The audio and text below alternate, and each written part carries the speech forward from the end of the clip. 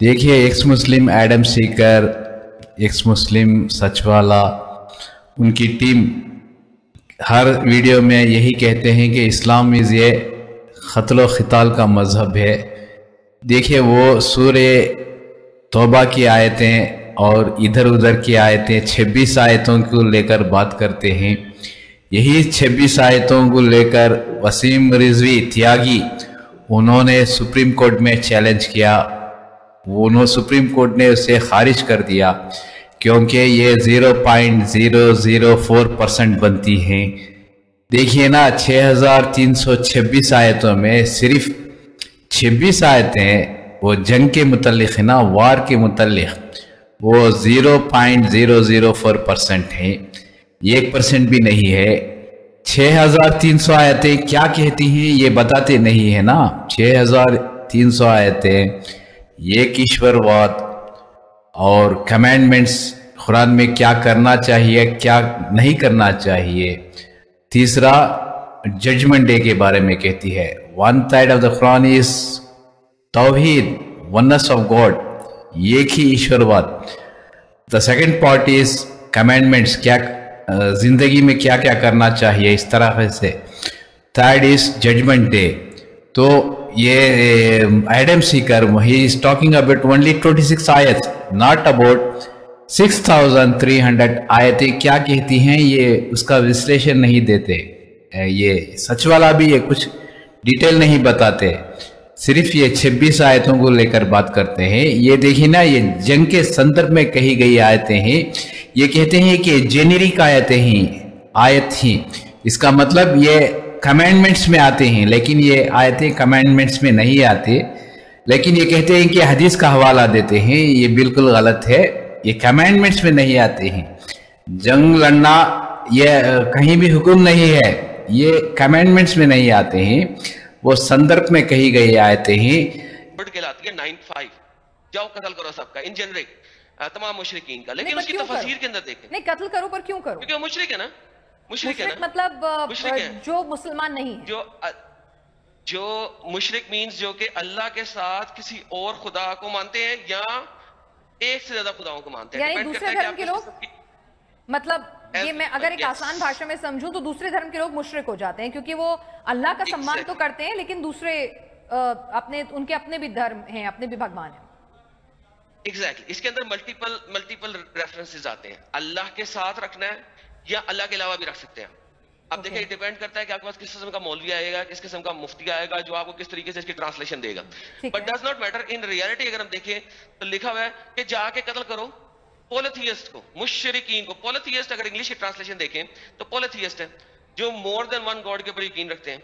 अच्छा, इसके अंदर कब तक करना है, उनके लिए हाथ में लगाए रहो और कत्ल कर दो। अच्छा, यहाँ के जो मॉडर्न तफसीर राइटर है ना, उन्होंने इस आयत को सिर्फ और सिर्फ मक्का के करीब करीब रख दिया। अच्छा, उनका नहीं इससे बाहर नहीं है। लेकिन अगर आप अर्ली स्कॉलर की तरफ जाएं, तिबरी खोल लें, कुर्तबी खोल लें, इब्ने कतीर खोल लें, वो इस आयत को जेनेरिक कह रहे हैं। ठीक है, वो कह रहे हैं कि इस आयत को सिर्फ इस जगह पे नहीं रखना, आप लेटर ऑन भी यूज करते हैं। इससे गुजरते हो और वहां पे अगर किसी किसान और किसी की पैदावार को नुकसान होता है तो उसको बचाओ। इसलिए 84 लड़ाइयां हुई और उन लड़ाइयों में केवल 1014 लोग मरे, दुनिया का सबसे बड़ा रिकॉर्ड है। और जब प्रोफेट मोहम्मद जब मक्का में आए अपने पूरे सैनिकों के साथ, तो जिस मक्का वालों ने उनको अपमानित किया था, जिस मक्का वालों ने उनको पत्थर से मारा था, जिस मक्का वालों ने उनकी जान लेने की कोशिश की थी और उनकी तकलीफ के चलते उनको हिजरत करनी पड़ी थी, उस मक्का वालों को उन्होंने प्यार से जीता। और वो मक्का की जो फतह थी, ऐसी फतह थी जिसमें खून का एक कतरा भी नहीं बना। प्रोफेट मोहम्मद को जितना अपमानित किया गया था, प्रोफेट मोहम्मद की जिंदगी को जितनी तकलीफ दी गई थी, अगर वो चाहते तो जिस समय उन्होंने मक्का में प्रवेश किया, मक्का की फतह की, उस समय हजारों लोगों का कत्ल करा सकते थे, लेकिन एक भी खून का कतरा नहीं बहा और बड़े प्यार और मोहब्बत के साथ उन्होंने मक्का को फतह किया। इससे यह बात सामने आती है कि शांति और अमन इस्लाम का मकसद है। तलवार उठाई उन्होंने, तलवार इसलिए उठाई कि तलवार उठाने का उनको हुक्म था, मजबूरी थी तलवार उठाना, कि अगर तलवार नहीं उठाते तो मजहब का क़याम नहीं हो सकता। और हर एक जगह गीता में भगवान श्री कृष्ण ने अर्जुन को कहा कि तुम लड़ाई करो, अगर तुम लड़ाई नहीं करोगे तो धर्म की स्थापना नहीं हो पाएगी। अर्जुन वहां से भाग रहा था, अर्जुन ने बोला कि तीर नहीं चलाता क्योंकि मेरे सामने तो हमारे सारे रिलेटिव बैठे हुए हैं। भगवान श्री कृष्ण ने कहा कि यहाँ पे धर्म की स्थापना के लिए तुमको लड़ाई करनी पड़ेगी, तुमको लोगों को मारना पड़ेगा। अगर तुमने लड़ाई नहीं की तो धर्म की स्थापना नहीं होगी। तो एक विशेष परिस्थिति में हमको लड़ाई करने की भी जरूरत होती है। वैसे ही प्रोफेट मोहम्मद ने अगर लड़ाई करने की बात की तो वहां पे की जहां पे लड़ाई करना मजबूरी था, और वहां पे अगर लड़ाई नहीं होती तो शांति की स्थापना नहीं होती। इसलिए ये बात हमारे सामने आती है कि सबसे बड़ी जो बात है कि इस्लाम जहां जहां उन्होंने उनको जहां जहां वो लोगों को मार सकते थे, जहां जहां खून खराबा हो सकता था, वहां पे उन्होंने खून खराबा नहीं होने दिया। कभी कभी उन्होंने अपने को खुद अपमानित भी हुए, जैसे कि बहुत लोगों को मालूम हुआ कि सुलई हुदैबिया जो एक करार हुआ, एक जो मायदा हुआ, उसमें बहुत सारे ऐसे टर्म थे जो टर्म उनको कबूल नहीं थे, इस्लाम के मानने वालों को, मुसलमानों को कबूल नहीं थे। लेकिन प्रोफेट मोहम्मद ने कहा कि अगर यह मायदा नहीं करता हूं तो बहुत बड़ा खून खराबा हो जाएगा, और उस खून खराबे से बहुत लोग मारे जाएंगे। इसलिए चलो मेरा अपमान हुआ तो चलेगा, लेकिन शांति के लिए, अमन के लिए मैं करार करता हूं, जिससे बहुत बड़ी लड़ाई टल गई। ऐसे बहुत सारे उदाहरण हैं। एक बार एक यहूदी का जनाजा जा रहा था और प्रोफेट मोहम्मद अपने लोगों के साथ बैठे हुए थे। उन्होंने जब जनाजा देखा तो उठ के खड़े हो गए। उनके लोगों ने कहा कि ये तो मुसलमान का जनाजा नहीं है, तो एक यहूदी का जनाजा है। तो मोहम्मद ने क्या, प्रोफेट मोहम्मद ने क्या यहूदी इंसान नहीं होता? ये सारी चीजें हमारे सामने आनी चाहिए। उस बूढ़ी औरत की कहानी मालूम है कि उसको ऐसा लगता था कि यहाँ पे इस्लाम बढ़ रहा है, एक मोहम्मद नाम का ऐसा शख्सियत है जो सबको इस्लाम में ले जा रहा है, इसलिए वो गांव छोड़ के जा रही थी। उसके सर पे गठरी थी और गठरी उठ नहीं रही थी।